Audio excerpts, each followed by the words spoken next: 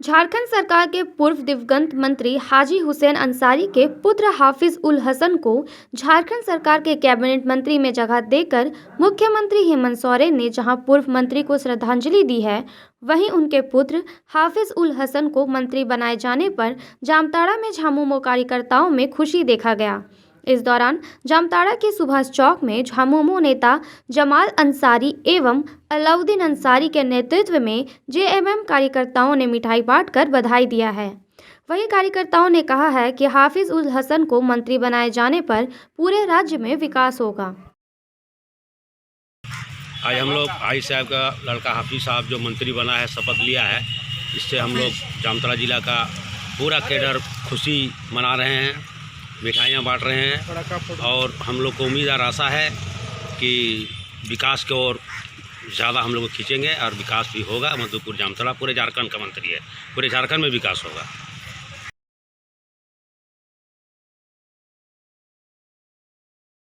ग्रामीण स्वरोजगार प्रशिक्षण संस्थान आरसीटी जामताड़ा की ओर से प्रशिक्षण केंद्र में आयोजित महिलाओं का 30 दिवसीय सिलाई कढ़ाई प्रशिक्षण कार्यक्रम संपन्न हुआ। समापन के मौके पर सफल प्रशिक्षुओं को प्रमाण पत्र सौंपा गया। इस दौरान ग्रामीण स्वरोजगार प्रशिक्षण संस्थान के निदेशक बबलू मारेंडी ने कहा कि सिलाई कढ़ाई का काम करने में महिलाएं काफ़ी दक्ष होती है।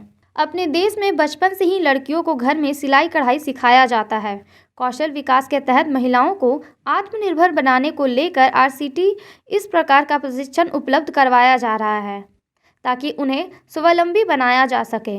उन्होंने बताया कि स्वरोजगार प्रशिक्षण संस्थान के द्वारा लगातार उनको ब्यूटी पार्लर, पापड़, अगरबत्ती, मशरूम, मोमबत्ती, बकरी पालन, मछली पालन, ज्वेलरी सहित अन्य तरह के प्रशिक्षण दिए जाते हैं। एसबीआई आरसीटी द्वारा संचालित 30 दिवसीय महिला दर्जी प्रशिक्षण कार्यक्रम का समापन 5 फरवरी 2021 को किया गया। समापन समारोह में सफलतापूर्वक प्रशिक्षण प्राप्त 28 प्रशिक्षणार्थियों को प्रमाण पत्र दिया गया। प्रशिक्षण के बाद इच्छुक महिलाओं को स्वरोजगार से जोड़ने के लिए बैंक के माध्यम से वित्तीय सहायता के लिए भी एसबीआई के द्वारा प्रयास किया जाएगा। इस कार्यक्रम के उपरांत हमें लगता है कि सभी 28 महिलाएं अपनी स्वरोजगार से जुड़ने का प्रयास करेंगी और हम लोग आरसीटी के माध्यम से सभी महिलाओं को हर संभव स्वरोजगार से जोड़ने का प्रयास करेंगे। उम्मीद है कि अपना जीवन बेहतर करने के लिए सभी महिलाएं प्रयासरत रहेंगी। धन्यवाद। आपका क्या नाम है और आप कहाँ से हैं? मेरा नाम चंपा पाल है। मैं बेवा जामताड़ा से हूँ और मैं यहाँ सिलाई सिखाने के लिए हमको लाया गया है क्योंकि मैं भारत सरकार द्वारा सर्टिफाइड ट्रेनर हूँ और यहाँ पर बहुत तरह के सिलाई सिखाए जाते हैं, इसलिए वो सब हमको लॉग बुक में दिया गया था, वही सब सिखाए हैं।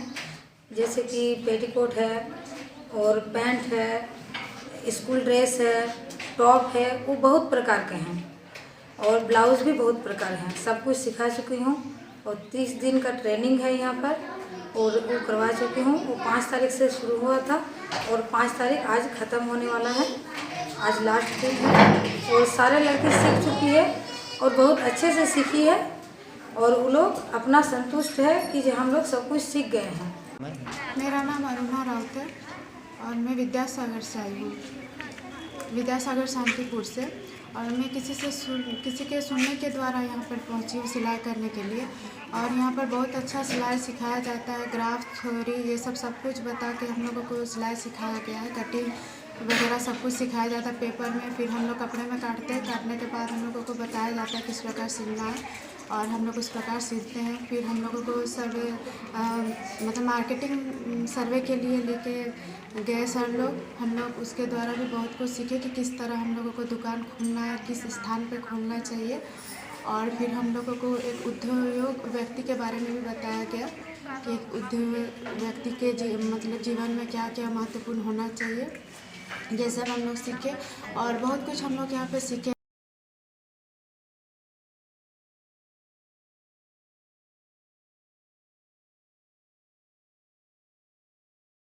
पूर्व अल्पसंख्यक कल्याण मंत्री हाजी हुसैन अंसारी के बेटे हफीजुल हसन ने मंत्री पद की शपथ ली।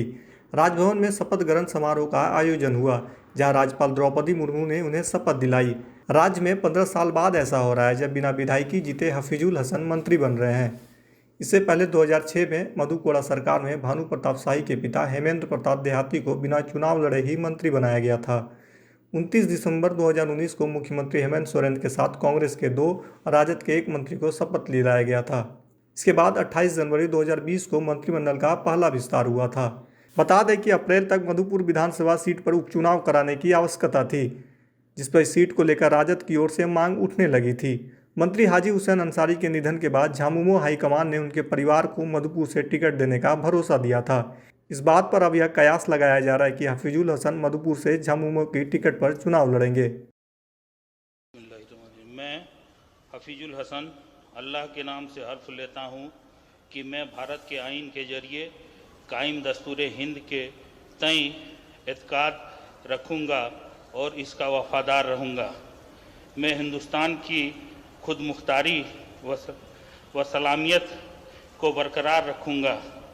मैं रियासत झारखंड के वजीर की हैसियत से अपने फ़राइज़ को सदाकत व वफादारी से अंजाम दूंगा और मैं बिला किसी खौफ या जानिबदारी, लगाव या अदावत के हर तरह के लोगों के साथ दस्तूर हिंद व आइन के मुताबिक इंसाफ करूंगा।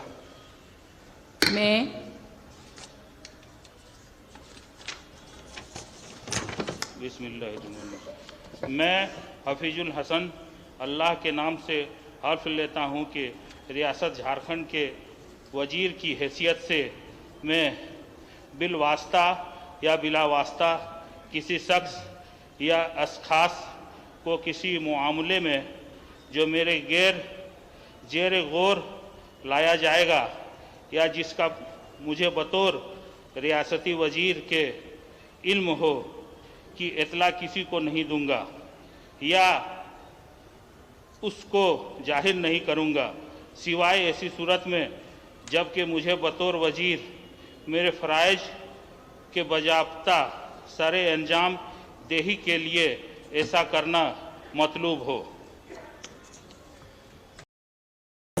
मंत्रियों के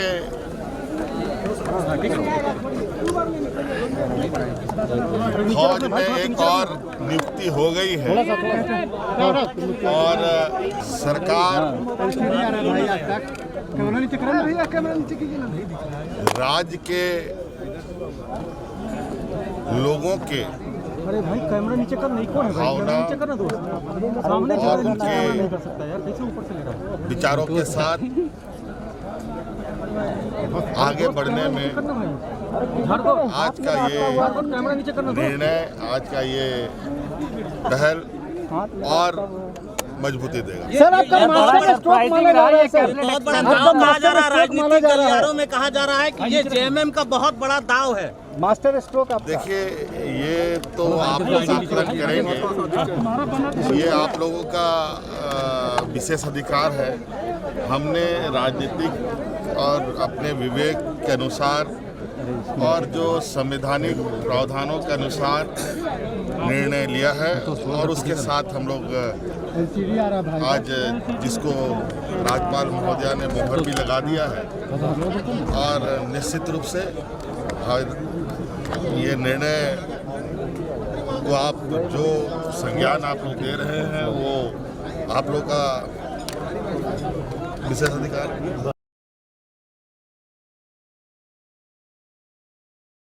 ये बहुत बड़ी जिम्मेदारी है, खुशी का बात नहीं है।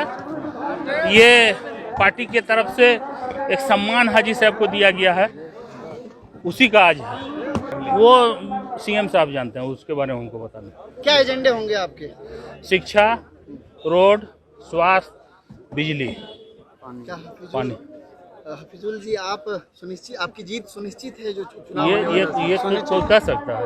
नहीं, ये गलियारों में तो यही चर्चा है कि नहीं, वो तो देखिए, जनता मेरे साथ है। आज सब दुखी हैं, हाजी साहब के चले जाने से सब दुखी है और मुझे आशा है कि जनता फिर हमको आशीर्वाद देंगे। कोई दावेदारी नहीं कर रही, गलत बात है, कोई दावेदारी नहीं की थी।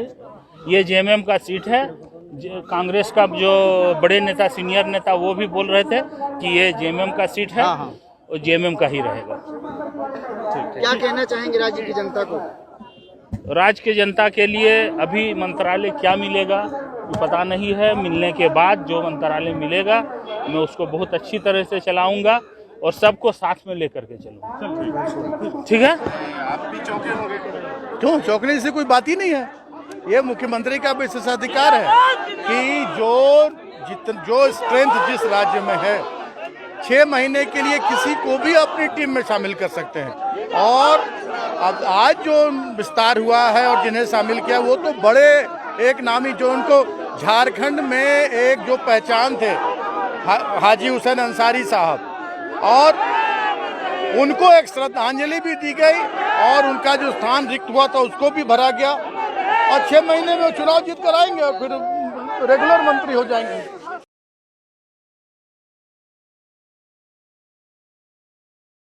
नमस्कार, मैं अवंतिका रॉय, दृष्टि नाव में आपका स्वागत है। अभी हम मौजूद हैं जहाँ रांची के सदर अस्पताल में। अब कोरोना संक्रमण के बाद लोगों का ध्यान पूरी तरह कोरोना के टीकाकरण पर गया है। ऐसे में आप देख सकते हैं अंदर कि यही वो जगह है जहाँ कोरोना का टीका लोगों को लगाया जा रहा है। इधर से आप देख सकते हैं, यही वो है जगह जहाँ पे लोगों को कोरोना का टीका लगाया जा रहा है। आइए यहाँ मैम हैं, उनसे बात करते हैं। मैम, डेली कितना टीका लगाया जा रहा है? मतलब डेली का क्या टारगेट है आपका? जैसा लिस्ट रहता है ना, जैसे 200 से पार भी हो जाता है। अब आदमी आ जाते हैं तो 10 आदमी रहते हैं तो हम लोग तो भाई जैसे हम लोग के पास तो दवा ऑलरेडी है ही है, तो जितना जिससे आ जाते हैं तो हम लोग उतना दवा खपत कर देते हैं। तो जिस हिसाब से लोग आते हैं टारगेट के हिसाब से, कभी ज़्यादा हो जाता है कभी कम? नहीं, टारगेट से तो ज़्यादा ही होते हैं, लेकिन टारगेट अपना मेंटेन रहता है। अच्छा, हमारे बीच यहाँ एक सर मौजूद है, आइए उनसे बात करते हैं।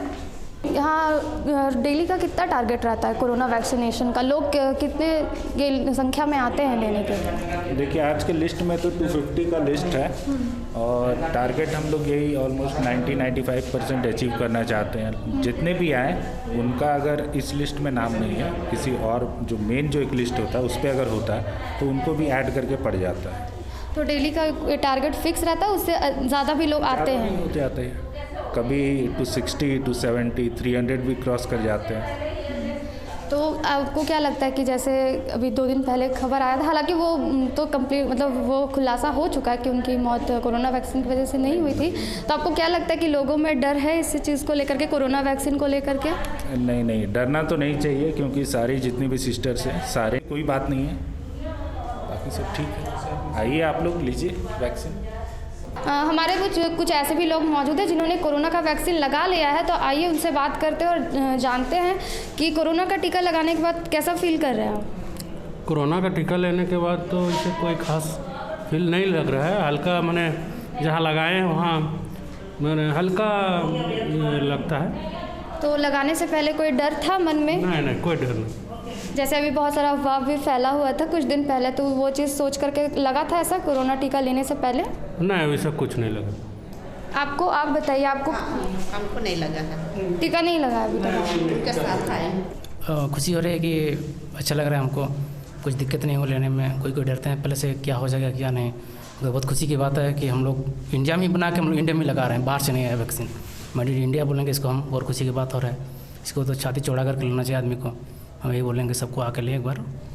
क्या बोलना चाहेंगे लोगों को कोरोना वैक्सीनेशन को लेकर? कोरोना वैक्सीन में कोरोना के डरने की कोई बात नहीं, अपने सेफ्टी रहे, सब कुछ रहें और वैक्सीन आके लगाएं अपने, ये बोलना चाहेंगे हम लोग। और किसी तरह का कोई प्रॉब्लम हुआ वैक्सीनेशन लेने के बाद, मतलब टीका लगाने के बाद? नहीं, कोई दिक्कत नहीं अभी तक हमको, तो 5 मिनट हो गए मेरा बैठे हुए हैं।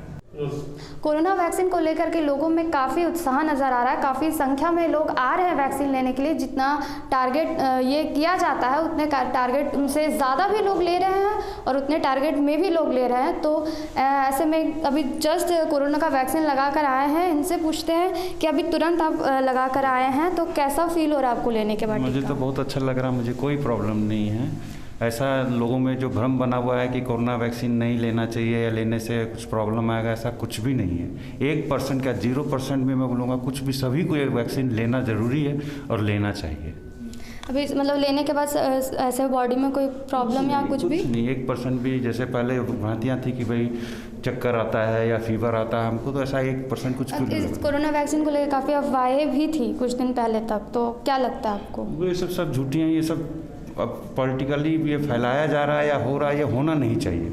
एटलीस्ट स्वास्थ्य के लेवल पे ये सब चीज़ नहीं होना चाहिए, लेकिन हमारे हिसाब से सबको लेना चाहिए और कोई डर की बात नहीं। तो और लोगों को आप क्या बोलना चाहेंगे कि कोरोना वैक्सीन आकर के ले, क्या संदेश? मैं तो यही संदेश दूंगा कि आप सबको जिसका जैसे जैसे सरकार का नियम है वो नियम पालन करें और कोरोना का वैक्सीन लें और स्वस्थ रहें। कोई दिक्कत की कोई बात नहीं। जैसा कि आपने सुना इन सभी से जिन्होंने टीका लगवा लिया है कि कोरोना वैक्सीनेशन को लेकर कोई भी डर की बात नहीं है, तो आप सभी यहाँ आ सकते हैं और कोरोना वैक्सीन लगा सकते हैं। रांची से रिकी राज के साथ अवंतिका रॉय, दृष्टि नाउ।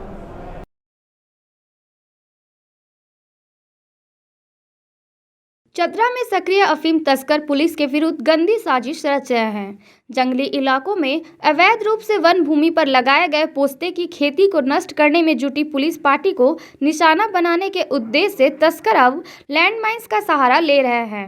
इसे लेकर तस्करों द्वारा पोस्ते की खेती वाले स्थान के इर्द गिर्द लैंडमाइंस के जाल बिछाए जा रहे हैं, ताकि पोस्ते की खेती के विरुद्ध अभियान के दौरान पुलिस पार्टी को निशाना बनाया जा सके। तस्करों द्वारा बिछाए गए लैंडमाइंस के जाल में फंसकर 1 महीने के भीतर 2 ग्रामीण गंभीर रूप से जख्मी भी हो चुके हैं। बावजूद इसके पुलिस पार्टी सावधानी बरतते हुए निरंतर तस्करों को आर्थिक चोट देने में जुटी है। राजपुर थाना क्षेत्र में पोस्ते की खेती के पास लैंडमाइंस विस्फोट के बावजूद चतरा पुलिस की टीम लगातार अवैध पोस्ता विनिष्टीकरण अभियान में जुटी है। एसडीपीओ अविनाश कुमार के नेतृत्व में जैप और जिला बल के जवान लगातार जंगली व सुदूरवर्ती इलाकों में जाकर न सिर्फ तस्करों द्वारा जंगलों के बीच लगाए गए पोस्ती की खेती को नष्ट कर रहे हैं, बल्कि तस्करी के गोरख धंधे में संलिप्त तस्करों को आर्थिक चोट देने में जुटे हैं। एसडीपीओ व उनकी टीम के द्वारा सदर थाना क्षेत्र के सिकित, सिंधुवारी, चेतमा व राजगुरुवा समेत आधा दर्जन सुदूरवर्ती गाँवों में विशेष अभियान चलाया गया। अभियान के दौरान जवानों ने करीब 2 एकड़ में लहलहा रहे पोस्ता की फसल को लाठी डंडों से पीटकर नष्ट कर दिया। इतने में भी जवानों का मन नहीं माना तो उन्होंने अपनी मौजूदगी में ट्रैक्टर के सहयोग से पोस्ते की खेती को जोतवाकर उसे समतल कर दिया। इस मौके पर एसडीपीओ ने कहा कि जंगली इलाकों में सक्रिय अफीम माफिया पुलिस के विरुद्ध जितने भी साजिश कर ले उन्हें पनपने का मौका नहीं दिया जाएगा। पुलिस पार्टी व जवान तस्करों द्वारा लगाए गए लैंडमाइंस के जाल को सावधानी पूर्वक पार करते हुए न सिर्फ बम को डिफ्यूज कर रहे हैं, बल्कि पोस्ते की खेती को भी नष्ट कर तस्करों को चोट पहुंचा रहे हैं। एसडीपीओ ने कहा है कि अफीम माफियाओं के विरुद्ध पुलिस का अभियान निरंतर जारी रहेगा। अब तक अफीम तस्करों और माफियाओं के लिए सेफ जोन माने जाने वाले जंगलों और पहाड़ों से घिरे सुदूरवर्ती गांवों में लगातार चल रहे पुलिसिया अभियान से तस्करों में हड़कंप मचा है। तस्कर अब पुलिसिया खौफ से घबराकर इलाका छोड़ने को मजबूर हो रहे हैं। सदर थाना अंतर्गत चेतमा, सिकिद, सिंधवारी, राजपुरवा, इन सब गांवों में लगातार अफीम के प्लांट लगाए जाने की सूचना मिल रही है। तो कल हम लोगों के द्वारा चेतमा गांव में लगभग 2 एकड़ की खेती नष्ट की गई है और यह अभियान आगे भी जारी रहेगा। लोगों को हम लोग लगातार जागरूक भी कर रहे हैं कि नशा नाश का जड़ है, इससे बचें, खुद भी बचें और लोगों को भी बचाएं। ये चूँकि सुदूरवर्ती क्षेत्र है, जंगली क्षेत्र है, वहाँ पे पुलिस और प्रशासन बहुत सुगमता से नहीं आ जा सकती है। संभवतः शायद इसलिए ही वो सुरक्षित जगह अपने आप को मान करके वहाँ पे कर रहे हैं, लेकिन हर एक जगह पे पुलिस और प्रशासन की नज़र है और हम लोग लगातार इसको चोट करते रहेंगे और आगे भी कार्रवाई करते रहेंगे। सर, प्रशासन को क्षति पहुँचाने के लिए लैंडमाइंस लगाने की भी सूचना आ रही है। इन सब चीज़ों को हम लोग सतर्कता बरतते हुए ही कार्रवाई कर रहे हैं। ऐसी अगर सूचना मिल रही है तो हम लोग भी इसको सत्यापित करते हैं, सत्यापित करके ही आगे की कार्रवाई हम लोग के द्वारा की जाती है। पुलिस हर एक एंगल पे कार्रवाई कर रही है, इसको आर्थिक चोट भी हम लोग कर रहे हैं। साथ में लोगों में जो ये नशा का जो एक तरह से कारोबार फैला करके लोगों की ज़िंदगियों को खतरे में डाला जा रहा है, उस ज़िंदगी को बचाना, हर एक व्यक्ति की ज़िंदगी बहुत ही अनमोल है, उन लोगों को बचाना, उन्हें सही रास्ते पे लाना और गैर कानूनी काम करने से रोकना, ये पुलिस की प्राथमिकता है।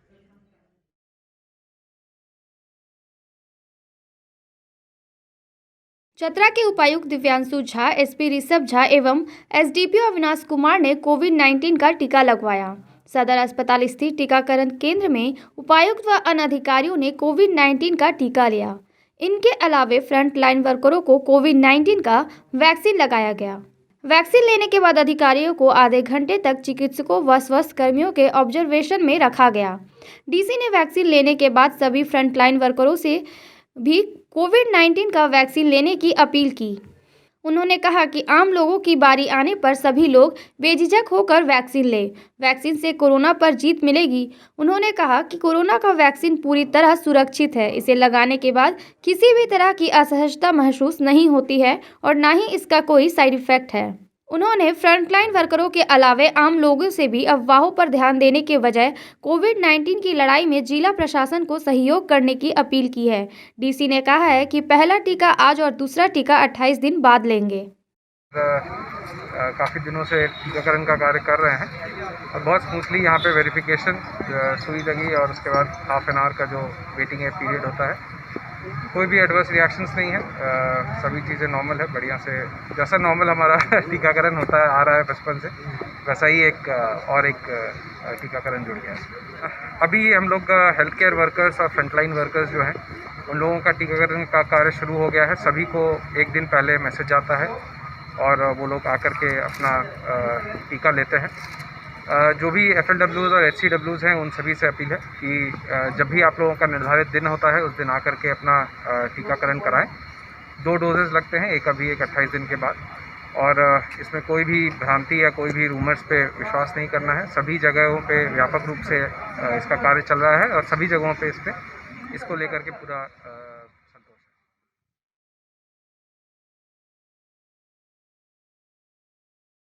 चतरा में दृष्टि नाव की खबर का बड़ा असर हो रहा है। जिले से होकर गुजरने वाली बदहाल सिमरिया हजारीबाग मुख्य पथ NH का जीर्णोद्धार का कार्य शुरू हो गया। गड्ढों में तब्दील राष्ट्रीय राजमार्ग और उससे आम लोगों को आवागमन में हो रही परेशानी की खबर दृष्टि नाव में दिखाए जाने के बाद जिला प्रशासन हरकत में आया। सड़क में गड्ढे हैं या गड्ढों में सड़क, इसका अंदाज़ा भी लोगों के लिए लगाना मुश्किल हो रहा था। लोगों को महज 50 किलोमीटर की दूरी तय करने में घंटों बीत जाते थे। आम लोगों की परेशानी को देखते हुए दृष्टि नाव में इस खबर को प्रमुखता से दिखाया गया था, जिस पर जिला प्रशासन हरकत में आया और सड़क का निर्माण कार्य शुरू करा दिया। सड़क निर्माण काम शुरू होने के बाद स्थानीय लोगों से लेकर वाहन चालकों में खुशी की लहर है। लोगों ने दृष्टि नाव को धन्यवाद कहा।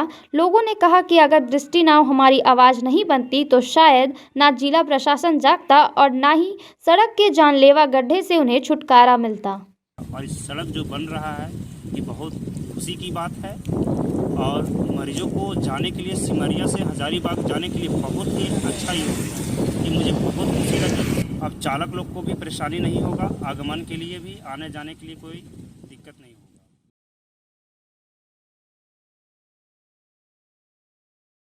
चतरा की सदर थाना पुलिस ने स्पेशल ड्राइव के दौरान लंबे समय से फरार चल रहे आर्म्स एक्ट के आरोपी दिलीप कुमार समेत 2 अपराधियों को गिरफ्तार किया है। अपराधियों की गिरफ्तारी शहर के पंसलवा और लाइन मोहल्ले इलाके से हुई है। SDPO अविनाश कुमार ने बताया कि आर्म्स एक्ट के नामजद अभियुक्त दिलीप कुमार व दूसरे अपराधी राजू कुमार की सदर थाना पुलिस को लंबे समय से तलाश थी। ये दोनों अपराधी अपराध की घटनाओं को अंजाम देने के बाद लगातार पुलिस की आंखों में धूल झोंककर फरार चल रहे थे। उन्होंने बताया कि गुप्त सूचना मिली थी कि सदर थाना के विभिन्न कांडों के नामजद फरार अभियुक्त दिलीप और राजू अपने अपने घरों में आए हुए हैं। सूचना पर त्वरित कार्रवाई करते हुए सदर थाना प्रभारी के नेतृत्व में विशेष टीम गठित कर स्पेशल ड्राइव चलाकर दोनों को उनके घरों से गिरफ्तार किया।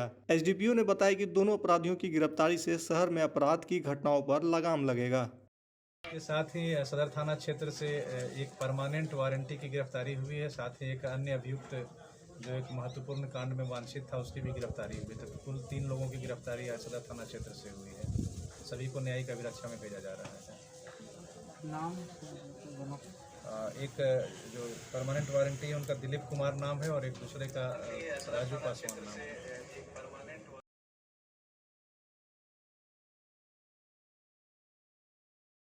श्री निशिकांत दुबे जी। धन्यवाद सभापति महोदया। आज जो मैं मुद्दा उठाना चाहता हूं वो बहुत ही इम्पोर्टेंट है। हमारे प्रधानमंत्री बेटी बचाओ बेटी पढ़ाओ की बात करते हैं, लेकिन जो हमारा राज्य झारखंड है, पिछले 1 साल में झारखंड में 4000 बलात्कार की घटनाएं हुई हैं। 4000 बलात्कार की घटना हुई है और बलात्कार के बाद महिलाओं की, लड़कियों की, छोटे बच्चियों की हत्या हुई है। उसी आधार पर आप देखिए धर्मांतरण, गढ़वा जिला, यहाँ बीडी राम साहब बैठे हुए हैं, गढ़वा जिला से लेकर संथालपना में पूरा धर्मांतरण है, नक्सलाइट की एक्टिविटी है और साइबर क्राइम का सबसे बड़ा अड्डा जो है संथालपना से लेकर झारखंड है। और आज आप समझिए कि 10 करोड़, 20 करोड़, 100 करोड़ किसी तरह गायब हो जाते हैं। ये सारा कारण ये है कि वहां के जो मुख्यमंत्री हैं वो खुद ही बलात्कार के आरोपी हैं 2013 में, और आज तक बलात्कार का जो है केस उनके सामने मुंबई हाई कोर्ट में वो लंबित है। मेरा आपके माध्यम से, क्योंकि वहां एक्टिंग डीजीपी है, डीजीपी को उन्होंने चूंकि टेंडर पर रखा हुआ है, डीजीपी कोई काम करने में अक्षम है, एसपी और डीसी जो है पैसे देकर अपॉइंटमेंट हो रहे हैं और इसीलिए महिलाएं वहां सुरक्षित नहीं। जब मुख्यमंत्री के ऊपर खुद ही बलात्कार का आरोप है तो महिलाएं और बच्चियां कैसे सुरक्षित हो सकती हैं? इसीलिए मेरा आपके माध्यम से आग्रह है कि राष्ट्रपति शासन के लिए वो काफी माकूल समय है और झारखंड में इमीडिएट राष्ट्रपति शासन लगाकर हमारे बहु बेटियों की रक्षा करनी चाहिए। जय हिंद, जय भारत।